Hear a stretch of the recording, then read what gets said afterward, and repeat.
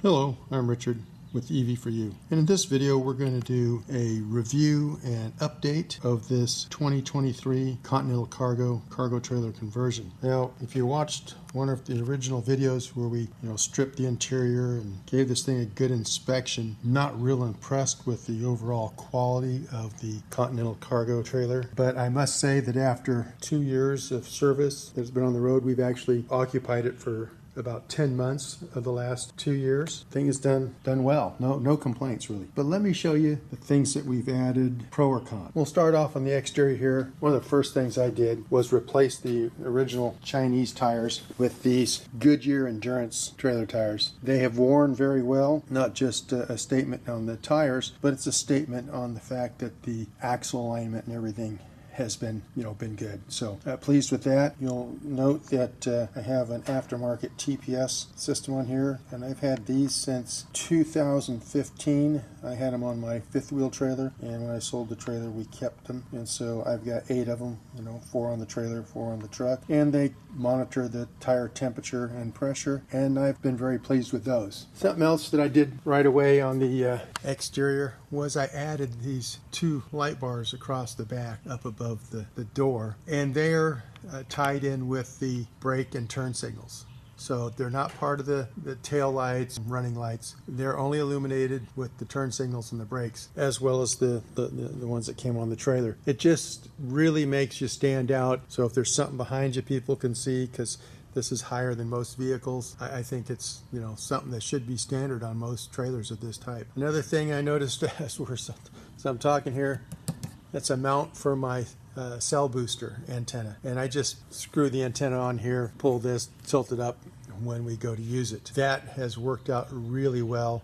I'm really happy with the cell booster. And of course, this is the intake and exhaust for the EcoFlow Wave 2 heating and air conditioning. This is the exhaust. It flips up and is held up here magnetically. The intake drops down, and gravity, of course, holds it down. We're going to talk more about the EcoFlow Wave 2 when we get in the inside. A couple other things on the exterior. You can see that's a little pad. That's a magnetic pad. There's one here over the door, and there's one in the front of the trailer. There's a LED solar powered motion detection light that goes there. I don't travel with them in place. I just stick them up after we get where we're going. They work really well, very inexpensive. And then the cameras. You can see one of the corner cameras right there. They have worked out very nicely. Cameras are really nice. I can see day or night what's going on outside. Well, let's go inside and we can really start this conversation. Well, as you come in the door, you see the kitchen sink, spring water dispenser, and the counter here. It's a 6-foot long counter, and we're going to go around clockwise.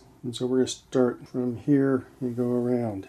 First we have a wardrobe. At the top we have some shelves, and hanging clothes go in the bottom here. All the cabinets were purchased from Home Depot. Another one of those things, I wasn't sure how they were going to hold up, because they are particle board, they're heavy, that kind of thing. Wasn't sure how they were going to hold up. Like I said, we got over 10,000 miles on the trailer. They're still hanging. We have right here's the camera monitor.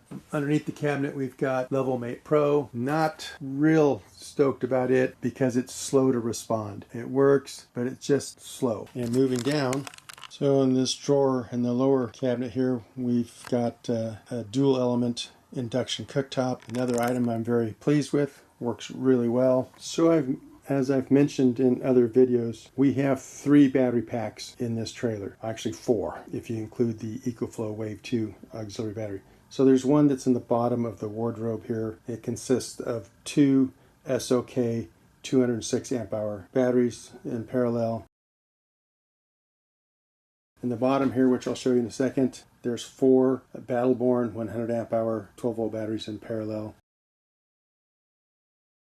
And then under here, there's a homemade battery setup with 8 CALB cells, 180 amp hours apiece. I think that's combined, it's like 3.8 kilowatt hours. All total, we have 16.4 kilowatt hours. In the electrical cabinet here, all of those are switched independently. So I can turn on, this is the primary pack, which are the Battleborn, which are the cables here. The cables are extra long, which allows me to remove the inverter here, and it comes out, and then this whole hold down board here can come up and without disconnecting any of the wires. That was the whole idea, that it can raise up and not have to disconnect the wires for inspection and so forth. And with the Battleborn issues that we all are now aware of, I had no idea the internals of them. They just were highly rated. When I bought these again for the fifth wheel back in 2019, I think it was. Anyway, but they've worked flawlessly in here. We have not had a single issue with them. That's really not what this video is about. Everything, the battery cases, the terminals, everything looks perfect. But I think the reason for that is I don't max anything out. Everything is designed to be overkill. 3,000 watt inverter, it's going to pull somewhere between 200 and 300 amps maximum. If we said 200, then that's only 50 amps per battery. You can see they're underutilized when they're rated at 100 amp. That's what's allowed everything to just work great. I mean, it's a 3,000 watt inverter. It might see 2,000, rarely maybe 25. Because I just don't run everything at the same time. And so, been no issues with the batteries, the inverter, nothing has had an issue. There's a 60 watt Renogy solar charge controller right there. That's for the 100 watts on the roof of the trailer. And again, those solar panels work great. I've seen them put out almost 800 watts. They even do well fog and even some shade. Everything has just worked perfectly so far. But we are keeping an eye on these Battleborns now that we know that there is an issue. Now that I've seen the things torn down, see how they're constructed. I just cannot believe that they designed them the way they did, and that they've gotten away with it as long as they have. I think it's purely because people have not pushed them that hard, just like mine. They're not taken to the limit or anywhere close, and so far so good. But we're keeping a close eye on them. I have a thermal imaging camera. I was prepared to replace them, but like I said, they look good visually. They're operating fine. So until they start to show a sign of a problem, we're going to continue on. And the thing is, the Battleborn is the primary pack. That's the pack I use 90% of the time. Only when that pack gets down to about 25% have I ever switched.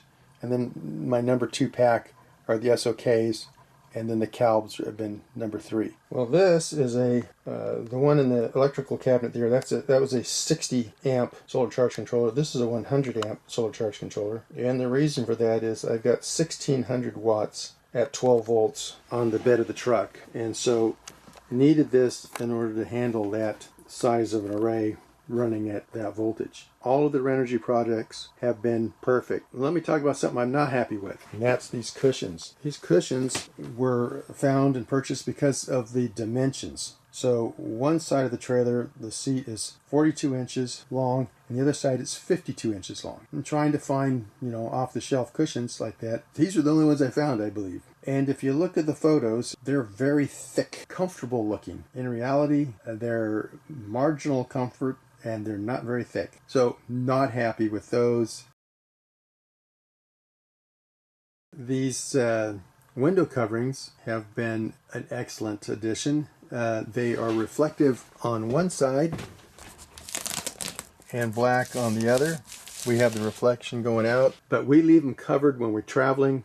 Keeps it from getting so hot in here. During the day, if one side's going to be in the sun, moving along, we've got freezer here, and on the other side is our refrigerator. They're Bouge RV units. Very happy with them. They can run on 12 volt or AC. We only run ours on 12 volt. The maximum they'll pull is about 60 watts. I really recommend getting the insulated covers. One of the things that we have changed for this year is the exhaust tube for EcoFlow Wave 2. I added this insulation over it, and so it's an insulated pad, and then I wrapped that with this thermal insulating tape. So it's really well insulated, so that cuts down on any temperature transfer between that tube, which is a thin-walled plastic, accordion plastic, and it would also condense. Not enough to get the floor wet or anything like that, but there would be moisture on it. When you run in the heat on this, the exhaust going out is cold, and so that's just temperature that can then be transferred to the ambient air. So here's what it looks like when everything is closed. But anyway, with that insulated now, that should make a difference in the overall maintaining of temperature in here. So like I said, when you're producing heat with this, the air going out that vent is very cold. Again, when you're running cooling, the temperature going out that is hot. So you're trying to run the air conditioning, you got that tube that's a thin plastic tube going out there. It's going to be exchanging some of that heat going out with the ambient air. We come around to one of the things that I'm most pleased with, and that is the 10-inch memory foam mattress. Boy, do we sleep well on that mattress. It is very comfortable, very nice. And this is an electric bed. We've got videos on that. It goes up and down in just a matter of a few seconds. It's very quick. Here's something I do have a problem with, and that is, if you notice in the corners here,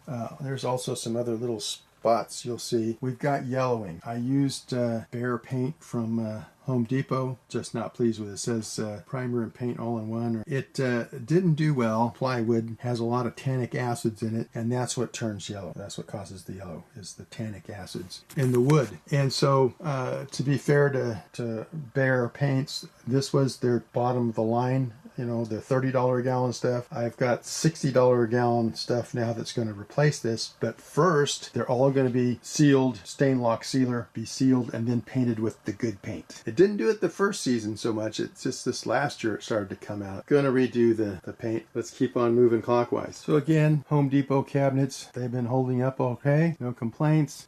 Just Formica countertops. Again, no complaints. Let me show you the bathroom. Well, in the bathroom, we have the shower. It's a 32 by 32 inch shower. That was the Amazon special. Everything's kind of in the travel mode. It has worked very well. There's a 4-gallon electric Bosch water heater. Probably the last thing I can think of on my list of things I want to comment on, and that is this Laveo dry flush toilet. Love this toilet. The only thing that makes it less than perfect is they're real proud of their cartridges. I think with shipping and everything, I spend like $700 for 2 cases. So that's like 30. I think there's 15 in a case, but that's more than a whole season. That's it. Like I said, 99% of the products used have been excellent.